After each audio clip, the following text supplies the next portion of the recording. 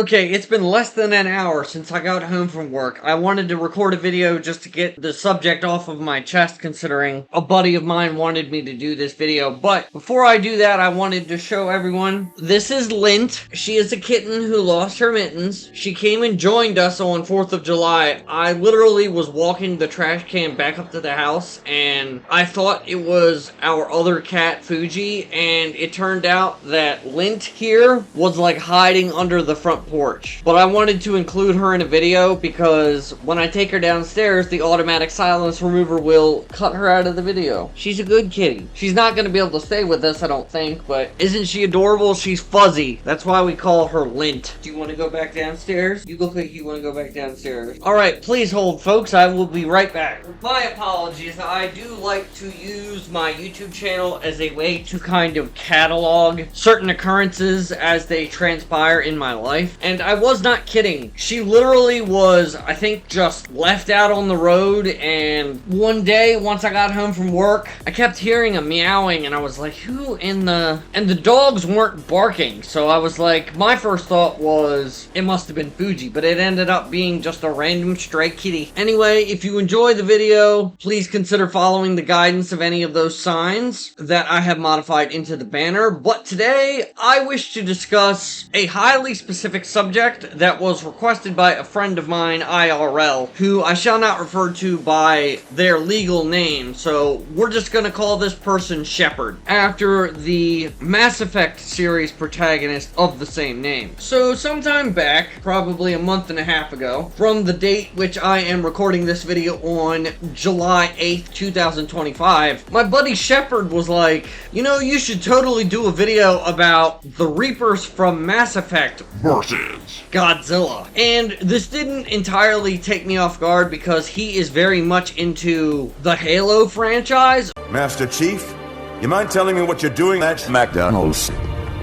Sir, finishing this Big Mac. So much so that because I did not know who the Reapers were, when I initially looked up the Reapers on Google in order to do research for this video, I googled Reapers Halo. Now obviously I know better now, but I had to write up a bunch of notes. Despite the fact that this video will include Godzilla as part of the subject, I am frankly more concerned with this recording session becoming a monstrosity on par with, say, my last episode of the Hunger Games, which ended up being way more than I possibly could have expected from it. I'm going to do my best to cover this topic. This video is ostensibly going to be about versions of Godzilla versus the Reapers from the Mass Effect series. Trust me, I have absorbed a lot of power scaling versus debate content over the years of my life, and I may have done a video here or there pertaining to such things in the past, but I would never claim to be on the same tier level of versus debate coverage as Seth the programmer, who I know there was a lot of drama around, but his Bruce Lee versus Muhammad Ali video and his Grizzly versus Gorilla videos are excellent. I also know that Chuck, whose full name escapes me, and Swag Kage have done versus style content. I'm not one of those kind of guys, and I don't mean that in a belittling or mocking sort of way. That isn't really the focus of my kind of content, is more so what I mean to impart through that. Think power scaling and versus debate personalities and content creators and just the entire topic as a whole tends to get unfairly besmirched, I feel, by the general public. But that having been said, that's not really what this video is going to entirely be about. There will be some element of that to this, but don't click off because that isn't going to be how I arrive at a conclusion in this video strictly. Okay, so that all having been lined out, if you're anything like me, you probably don't know know what or who or either of those things the Reapers are. And just to put this out there, I am not a Mass Effect expert. My buddy Shepard would be able to confirm that if the fact that I already told you I looked up Halo Reapers was not clue enough that I'm not exactly the biggest know-it-all Mass Effect head. Mass Effect is a Western-style third-person shooter RPG blend, and I know because in a lot of the olden day YouTube videos created by such as Smosh, we're very keen to mock some of the dialogue choices in the RPG elements of the Mass Effect series. Well, bang, okay? But why do I specify that the series is more of a shooter RPG kind of thing? I promise it becomes relevant. So, Mass Effect is principally about the choices that the player makes in regards to defeating the enemy, which is not necessarily singular, but from what I understand is often multifarious in incarnation in the form of the Reapers. The Reapers are biotech, I want to say creatures, but it's more of a fleet, which were created by a race of beings known as the Leviathans to kind of strictly enforce a 50,000 year plus long cycle of organic life growing up, becoming advanced, and then subsequently getting wiped out by the Reapers. I watched a lore video about this. I only retained so much of it. I don't exactly remember what the purpose that the Leviathans had for the Reapers was/were. If you are a Mass Effect fan in any sort of way, please feel free to drop in the comments how right or wrong I am about any of this. But essentially, every 50,000 or so millennia, the Reapers would descend upon the universe and wipe it out with a sort of biotech technovirus plague, which I guess is also kind of fitting because my girlfriend is downstairs in the master bedroom, sick as can be, with what we believe to be a strain of the flu, although we really don't know. Anyway, the Reapers typically, from what I can understand, tend to descend upon a planet and infect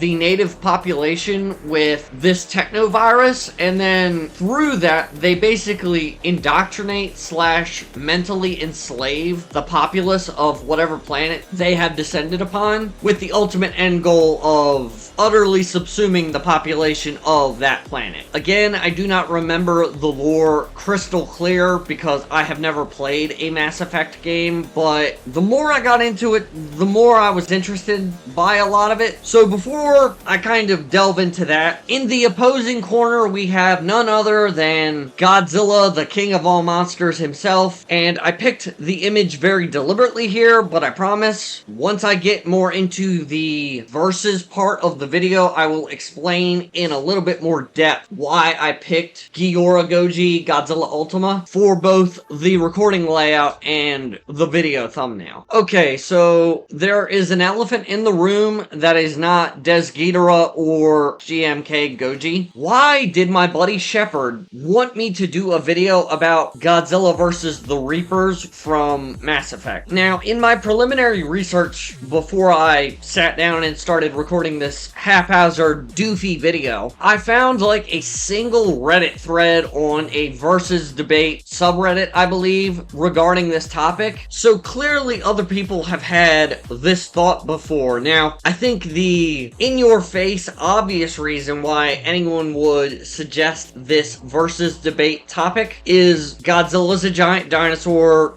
/ nuclear mutant reminiscent of the sins of mankind that has pulled off all sorts of wacky power scaling, inflaming kind of stuff. And the Reapers from Mass Effect are, you know, the big bads of that series. And in the lore, they routinely destroy cities and basically take over / terraform entire planets. So to that end, I can understand why one would want to settle the versus debate regarding these characters / sets of characters. Okay, in the red corner, we have the Reapers. Now, what what are the Reapers capable of? Aside from mass indoctrination and sentient life form enslavement, the Reapers are massive. Like, don't quote me on this directly, but I believe the smallest Reapers can range from somewhere around 20 to 30 meters tall, all the way up to the biggest Mass Effect Reapers, which are many kilometers in height or length, girth even. Reapers are big, and considering Mass Effect is a Western science fiction sci-fi RPG franchise, it should come as no surprise, although it certainly did surprise me when I did a little bit of digging and research into the franchise, that the Reapers are equipped with some sort of bioelectric,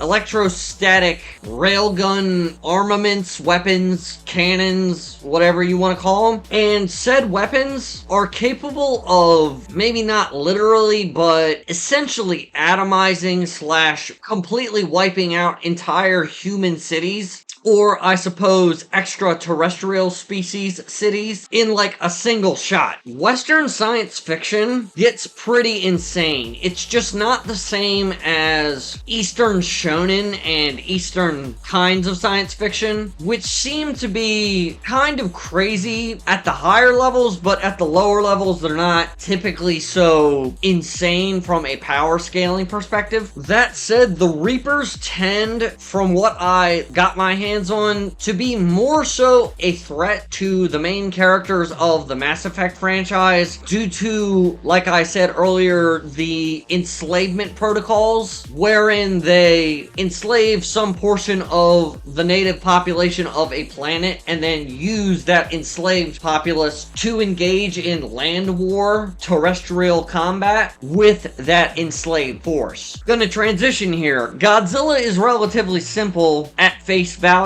Once I get more into the head-to-head, it'll start to make sense to a Godzilla fan why this matchup makes a little bit more sense. Godzilla ranges, depending on the version, anywhere from 50 meters, so slightly over 100 feet tall, to, in his biggest versions, 300 plus meters tall. I refer, of course, to the anime trilogy 3D animated Godzilla anime film incarnation of the character Godzilla Earth. In that specific instance, I know Shin Godzilla and the current iteration of the MonsterVerse Godzilla both stand roughly at 120 plus meters in height. That being said, Godzilla's heights are typically measured in terms of meters, just regular meters, whereas it seems to be the case that most Reapers are typically well north of Godzilla's typical average height. Sure, some of the Reapers may be relatively small, but most of the big guns, in a manner of speaking, are multiple kilometers in size. So how does a versus battle go between any version of Godzilla and any of the Reapers from Mass Effect? This is where it's going to get a little bit trippy, and as a Godzilla head superfan, it definitely required me to brush up on my understanding of the various versions of Godzilla. Okay, so part one. I'm going to call this section the relatively normal Godzillas. This would include the Showa era Godzilla, so the Godzilla from 1954 all the way through till 1975 in the Japanese series, the pre-burning Bato, Rado, Moge, Goji iterations. If you've played any of the Atari Pipeworks Golden Trilogy Godzilla games on the GameCube, Xbox, PlayStation 2, or Wii, this would be equivalent to saying Godzilla 90s. All of the various Millennium Godzillas, so Godzilla 2000, GMK Godzilla, the Kiryu Duology Godzilla, and believe it or not, the Final Wars Godzilla, Shin Godzilla, the fully evolved version, and last but not least, the legendary MonsterVerse Godzilla, pre or post evolution. It doesn't really matter. It doesn't matter what you think! Pretty much all of them, especially the smaller ones in the 50 to 60 meter height range, don't stand a remote chance. And believe me, that is rather impressive considering Godzilla has destroyed artificial black holes in Godzilla vs. Megaguirus.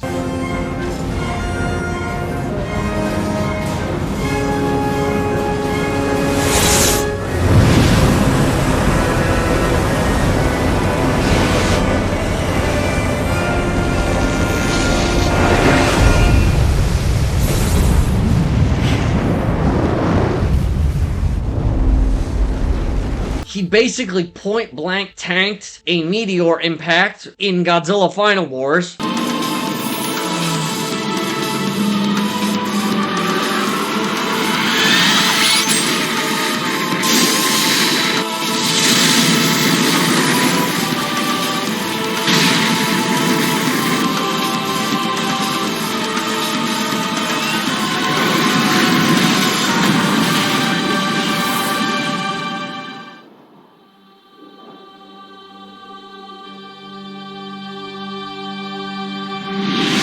The Heisei Godzilla 90s Godzilla basically supported the weight of an entire Earth tectonic plate in, I believe, Godzilla and Mothra: The Battle for Earth by swimming under the Earth's crust and through the molten core. And even the Monsterverse Godzilla, who was literally capable of blasting a crevice into the Earth's crust, penetrating all the way down into the hollow Earth in Godzilla vs. Kong. Godzilla is no slouch. So when I say that that whole class of Godzilla is pretty handily outstripped by the average Reaper from Mass Effect, and as a Godzilla superfan, I do not make that claim lightly. That being said, one of the super versus debaters out there may rightly posit that through logical extrapolation and power scaling techniques, you could amp any number of those Godzilla incarnations to such a level as to fight the Reapers, but I'm trying to make this baby's first versus debate video kind of a thing. I'm not looking at this from the perspective of veterans of the versus debate power scaling nexus of online discussion. If you believe that the Showa Godzilla is light speed in terms of reaction time and or planet level due to conflict with the Showa incarnation of King Ghidorah,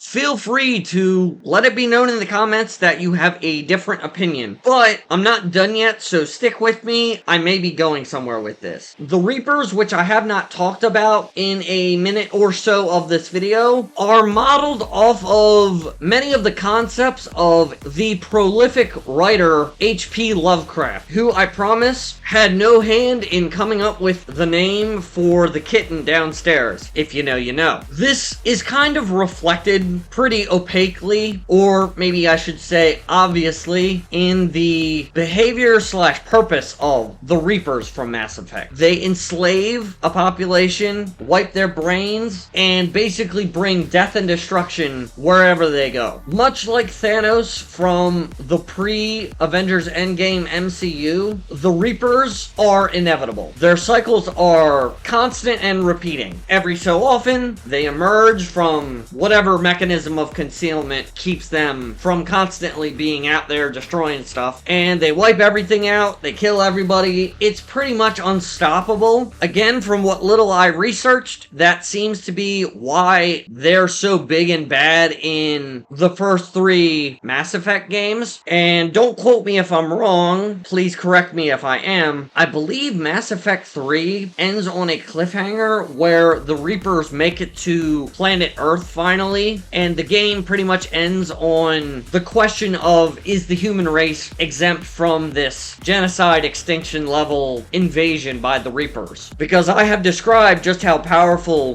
one of the Reapers is by themselves. I assume when the entire swarm shows up, it's basically Game over, man! It's game over! As strong as the classical Japanese interpretations of Godzilla are, unless you really wank off their capabilities, I think most versions of Godzilla aren't really standing much of a chance. But that is not my final verdict, and I still haven't explained why I have a picture of Godzilla Ultima in the background of the layout for this video. So to that point, let me opine on that. Some versions of Godzilla are insane. The Godzilla character is highly variable in terms of power scaling and power output. I'll just start with Ultima. Ultima, although from a garbage anime that was horribly boring and very much a case of missed potential, is no slouch in terms of power scaling and versus debate kind of posture, which is proof that just because something is powerful does not mean that it is well written. And to any of the young people in my audience, however few of you there are, I used to get incensed and very livid over the debate of Sonic the Hedgehog versus Super Mario, and then later the debate of Sonic the Hedgehog versus Son Goku from Dragon Ball Z. So I don't say that without having experienced firsthand what it's like to view these versus debates from an immature perspective. Based on the logic and lore outlined in the Godzilla Singular Point anime, Godzilla Ultima can basically cause the IRL equivalent of a computer crash. Basically, Godzilla Ultima can cause the material universe that we live in and inhabit to...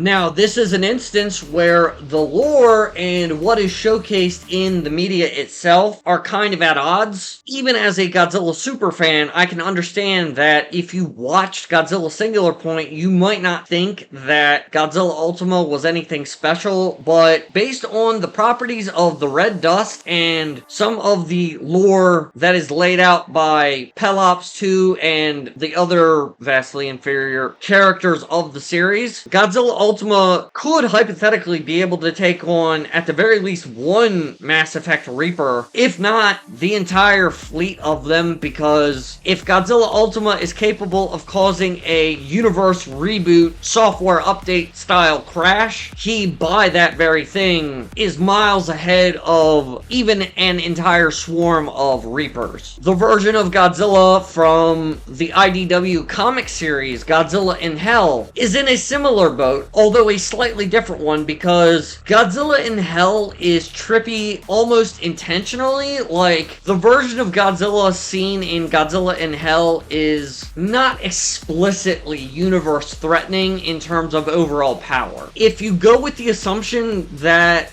the demons and the devil that Godzilla fights in Godzilla in Hell are in any way scalable / comparable to the IRL demons, at least according to my particular religious persuasion, Catholicism, then the Godzilla in Hell incarnation of the character is more than capable of dealing with, again, if not one, potentially an entire swarm of Reapers. Those are probably the two incarnations of Godzilla that I would put the most money on if I were to bet on Godzilla versus the Reapers. But that being said, they are not the only ridiculous versions of Godzilla that you could potentially have square off with one or more Reapers. Carrying forward from the IDW Godzilla in Hell version of Godzilla, there are several minor versions of IDW Godzilla that I just want to kind of point out some lesser known factoids about. But then there's also versions of Godzilla related to the big two Western comics franchises that I want to talk about. So IDW also did a franchise called Godzilla Rage Across Time, and for the most part, I don't think any of the versions of Godzilla recounted / talked about through those comics are particularly worth our time to delve into, but I do want to mention that in the issue in which Godzilla invades ancient Greece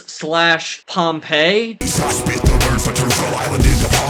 Godzilla briefly deals with / fights some of the classical Greek lesser gods, including Ares and Zeus. I believe that's it, but there might be more. It's been a while since I read that comic, and I'm recording this video rather spur of the moment, so forgive me. Oh, it's thundering outside. I hope Zeus isn't mad. No, Zeus isn't real. Anyway, depending on how you kind of interpret the power levels of the Greek gods within that comic, depends on where that version of IDW Godzilla kind of scales. The other run-of-the-mill Godzilla Kingdom of Monsters through Godzilla Rulers of Earth versions of Godzilla are pretty unremarkable, but despite the fact that I have read those three series, Kingdom of Monsters, the self-titled from 2012, and Godzilla Rulers of Earth, I have not, as I have said before, kept up with the more contemporary IDW Godzilla comics, so there may be a version or even versions of the IDW Godzilla that could hold their own in this fight, but I more so wanted to focus on the other major comics versions of Godzilla. The classical 1970s Marvel Comics Godzilla is definitely not, I would say, on par with an entire swarm of Reapers like Hell-Godzilla and Godzilla Ultima are, but the Marvel Godzilla from the 1970s squared off with the likes of classic Marvel Comics Thor and classic Marvel Comics Hercules, so it is quite possible that that version of Godzilla in specific packs enough of a power scaling punch to take on at least a single Reaper in Mortal Kombat. That being said, I do believe, though I have not unfortunately read any of these issues, that Godzilla has recently had a sort of stint back in the Marvel Comics universe through Godzilla Destroys the Marvel Universe, I believe it is called. I do not know enough about those comics to, again, power scale any of those individual versions of Godzilla, because I do believe each individual Godzilla versus insert Marvel character or Marvel group here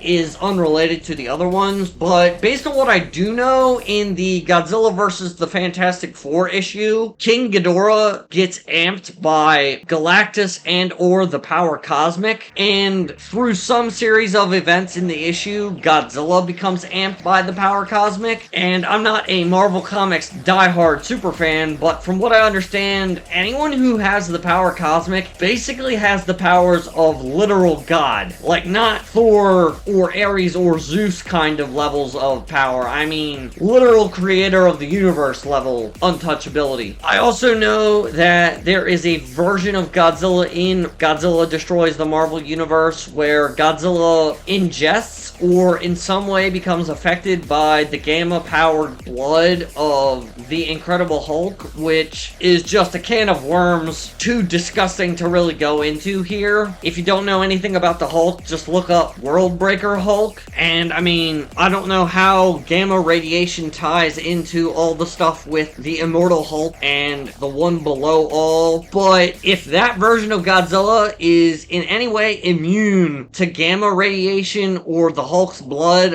I almost feel like saying that makes him capable of taking on, at the very least, a single Reaper, if not the entire swarm. That's how kind of insane Marvel Comics power scaling is. If you are only a consumer of the MCU slop, you might not know that, but Western comics are nuts, man. So if Godzilla from that comic were to fight the Reapers, who's to say what would happen? And then this one is more insane, but there's kind of less for me to say about it. When Godzilla X Kong The New Empire came out, there was a crossover comic that I still have not read called Godzilla X Kong versus the Justice League. That's the comic where King Kong / Monsterverse Kong is deemed worthy to wield a Green Lantern Corps ring, but all I know is that the proxy for the pre-evolution Monsterverse Godzilla fights Superman. Now, considering I do not believe it to be either the New 52 or the 1980s Prime Superman, it's kind of hard to say where that version / iteration of Godzilla would end up in terms of overall power, but Superman is no joke. I mean, Superman is pretty much supposed to be God the superhero. I don't want to make this super duper religious, but seriously, if you look up the parallels between parts of comic book Superman's origins and the kind of biblical and theological understanding of Christ in the Christian context, it should become very clear that Superman is no slouch. So that version of Godzilla may be able to take on more than one Mass Effect Reaper. And then the last one before I go into the reason why I didn't want to call this a strictly versus video is Godzilla Earth from from the 3D animated trilogy movies. In the prologue comic / manga for that version of the character, it is said that the Earth pretty much deploys every single nuclear warhead that it has at its disposal to stop and or kill Godzilla. And if I'm not mistaken, I do believe the bioelectric field and properties of Godzilla Earth prevented such a thing from killing him. But that's still hundreds upon hundreds of many gigaton nuclear warheads detonating in an attack on that version of Godzilla at once. So I'm not gonna say Godzilla Earth could take on the entire swarm, especially because it probably could not move fast enough to realize that it was under attack, considering it would move only a few frames every 20 or 30 seconds, and it doesn't matter how slow the Reapers are, nothing is slower than the anime trilogy Godzilla. Okay, I just vomited a bunch of power scaling and versus debate jargon at you. What did I mean when I said that I wasn't sure who the winner of this fight would be? Okay, I'm gonna say something that is very cringy when most people say it, but because I am saying it, that makes it okay. Versus debates are decided by writers. Stan the Man Lee once said this. Someone asked him, oh, who would win between Spider-Man and so-and-so? And he said, whoever the writer wants to win the fight. And the first gut reaction that I and pretty much everyone under the age of 15 had / has is, no, someone's gotta win the fight. But as a 28-year-old man at the time of recording this video, I can tell you he was right. I think journalism just completely and utterly fails to communicate why he was correct. I mentioned earlier that the Reapers from Mass Effect are basically inspired by the Elder Gods from the fictional works of H.P. Lovecraft. This is just my interpretation based on what I know, but based on what I understand about H.P. Lovecraft and his writings and the kind of stuff that inspired the Reapers from Mass Effect, they are inevitable death that the characters can't really stop. It's more about how you, the reader, as well as the characters, kind of philosophically come to grips with the inevitability of death and destruction. Now, that takes the form of planetary invasion and annihilation in the Mass Effect series, but that's also why the Reapers fundamentally revolve around indoctrination of a host species on a planet and cause infighting therein. Godzilla, on the other hand, can be viewed a vast number of ways. A lot of people interpret him according to the zeitgeist that they swear undying loyalty to, i.e. the Monsterverse, and they basically treat Godzilla like he is a force of nature, you know. The arrogance of man is thinking nature is in our control, and not the other way around.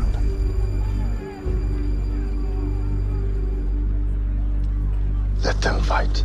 Whereas many of the Japanese incarnations of Godzilla, including some of those more insane ones that I gave, center around more focally the Folly of Man aspect of Godzilla, much like the Blue Oyster Cult song recounts in its lyrics. Even the heroic versions of Godzilla maintain this angle to an extent. What do I mean? What I mean by that is Godzilla is a physical manifestation of the sins and poor decisions made by mankind in general. Obviously, it was more specifically in response to nuclear weapons testing in Gojira, the 1954 classic. But as we saw in the Showa series, and I would argue to a significant degree during the Heisei series, Godzilla may be representative of our mistakes, but Godzilla is, though you may think this too highbrow, a form of penitence made flesh. Yes, Godzilla represents the mistakes that we have made as men, humankind, but just because Godzilla starts out that way does not mean that he necessarily ends that way. The Showa Godzilla eventually becomes a superhero, basically. The Heisei Godzilla, the 90s Godzilla, basically becomes sort of like Batman or the Punisher, in that he's brutal, he's not exactly the cleanest fighter, a lot of of stuff gets destroyed in his wake, but eventually he melts down and Godzilla Jr. is reborn. Coincidentally, Godzilla Jr. is the third Godzilla in the line of Godzillas. Just putting that out there. Jesus Christ, resurrected after 3 days in the tomb. Godzilla Jr. is the third Godzilla, and at least in my interpretation, is not outright hostile towards humankind. In fact, he almost could be said to have a human mother. Anyway, my point is, Godzilla may start out as a villain of sorts, but over time, as long as humankind makes the right choices, Godzilla is not our total and complete undoing. In fact, I would say the interpretation of Godzilla Ultima as a universe ender is kind of the exception to the rule. Most versions of Godzilla are not species-wide genociders of mankind. The Reapers, on the other hand, are the opposite. They pretty much just exist as a force of nature to punish all sentient forms of life. Thus, it is my official verdict on this battle that the winner of a fight between Godzilla, any version, and the Reapers from the Mass Effect series comes down to the fundamental philosophy of the writer. A person that is willing to admit that mankind makes mistakes, even huge ones, but still deserves a chance to learn from those mistakes and move forward without necessarily forgetting what missteps we have made, is probably going to write a story such that Godzilla wins. However, on the flip side of the coin,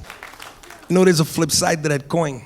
If the writer of a Godzilla vs. Reapers story is very nihilistic and overall pessimistic, they're going to write the Reapers into winning that fight. Because the nihilistic tendencies and fundamental core motivations of the Reapers would fit an ending of the story more in that vein. So ultimately, Stan Lee really is kind of right that it does depend on who is writing the story. If I was going to write the story, Godzilla would be the winner, but believe it or not, I actually don't say that because I am a super fan of Godzilla and the Godzilla franchise. No, I actually think that Godzilla being penance made flesh and a constant reminder of mankind's mistakes that nevertheless allows us to continue living so that we can atone for our mistakes is more so the reason why I would write Godzilla to win the fight. That's not a knock necessarily against the Reapers. I definitely grew to appreciate the lore and writing of the Mass Effect franchise through the research that my buddy Shepard set me upon in order to make this video. I know that's kind of a non-answer, non-verdict verdict for who wins the fight, but I thought that it was an interesting topic and I did not realize the depth of the kind of discussion that I could get out of the topic of the video on its own. I have been recording for over an hour, so I'm going to try to call it quits for now because I do not want this to drag on forever and ever. Like I said, some of the recent videos that I have done have been extremely time consuming, and even though I have got a window unit up in my home office now, it's not perfect. As you can tell, I am wearing a tank top in order to not spontaneously catch on fire while recording. Hopefully by the time this video comes out, I will have gotten this in the mail, but I did order 2 pieces of Godzilla Brawler Mount Merch merchandise that I do plan on wearing in a video in the future. This specific design that I am wearing is not on that store, but there is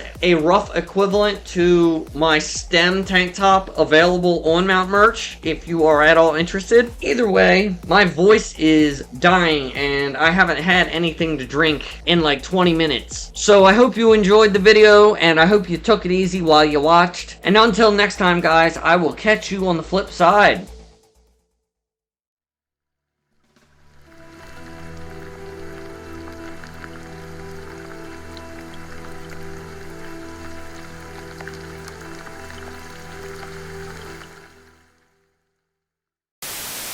Report to the Normandy as soon as possible. We'll bang, okay?